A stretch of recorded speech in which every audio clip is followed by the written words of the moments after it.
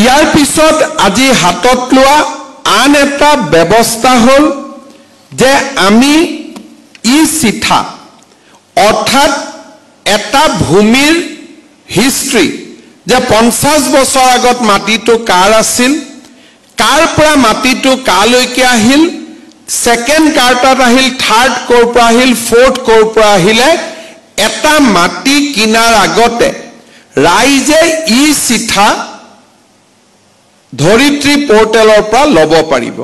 ইয়াৰ ফলত যিজন ব্যক্তিয়ে মাটি কিনিব বিচাৰিব তেওঁলোকে 3 নম্বৰ 4 নম্বৰ মালিক গৰাকীক গৈ সুধিব পাৰিব যে আপোনালোকে সঁচাকৈ মাটিটো বিক্ৰী কৰিছিলে নে নাই।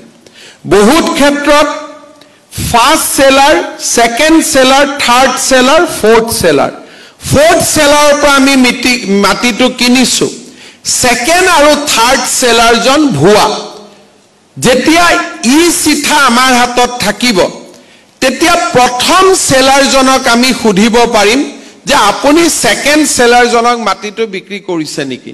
তেওঁ যদি কয় মইতো কাকো মাটি বিক্ৰী কৰা নাই, এই মাটিটো মোৰে মাটি আজিও, তেতিয়া লাহেকৈ আমি তৃতীয় চতুৰ্থ 4 নম্বৰলৈকে কেনেকে মাটি কিনা বেচা হ'ল তাক এটা আমি ডিসি বা ভূমি অধিকাৰীৰ ওচৰত আমি আহি ক'ব পাৰিম।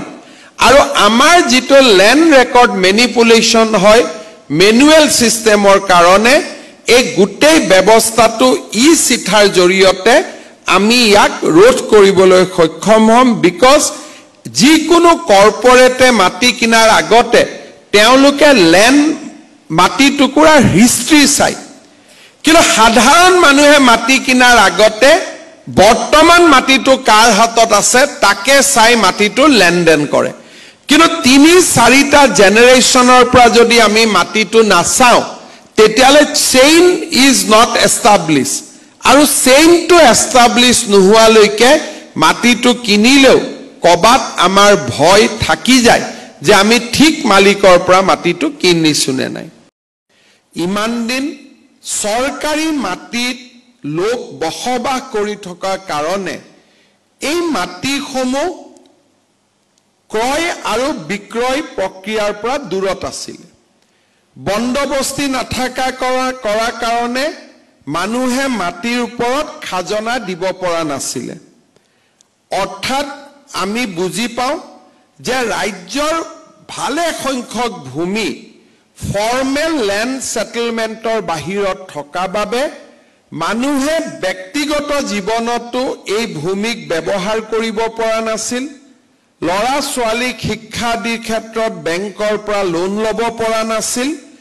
আৰু এই গোটেই প্ৰক্ৰিয়াটোৰ মাজত চৰকাৰেও যথেষ্ট ৰাজহ হেৰুৱাবলগীয়া হৈছিল। মিছন বসুন্ধৰা 3ৰ অন্ত হোৱাৰ শেষ সীমা নাথাকিব। এই মিছন বসুন্ধৰা 3ৰ হিতাধিকাৰীসকলক আমি জানুৱাৰী মাহৰ পৰাই প্ৰত্যেক মাহত তেওঁলোকক আমি ভূমিৰ সেটেলমেন্ট অফ অফাৰ দিয়াৰ কাম আমি হাতত ল'ম। আৰু যেতিয়ালৈকে শেষখন আবেদন নিষ্পত্তি নোহোৱাকৈ থাকিব তেতিয়ালৈকে মিছন বসুন্ধৰা 3 আমি চলাই থাকিম। তৃতীয়তে আমি চৰকাৰী কাৰ্যালয়ৰ বোজা আমি কমাব খুজিছো। বহুত সময়ত সাৰ্কেল অফিচাৰৰ তাত মানুহে যায় যে মাটিটো জোনেল ভ্যালু কিমান, কিয় বলে আমি মাটিটো কিনিব লাগে। সাৰ্কেল অফিচাৰে মণ্ডলক লিখে, লাট মণ্ডলক লিখে যে জোনেল ভ্যালুটো জনাব লাগে। 15 দিন এই প্ৰক্ৰিয়াটোত আমি ব্যস্ত থাকিব লাগে।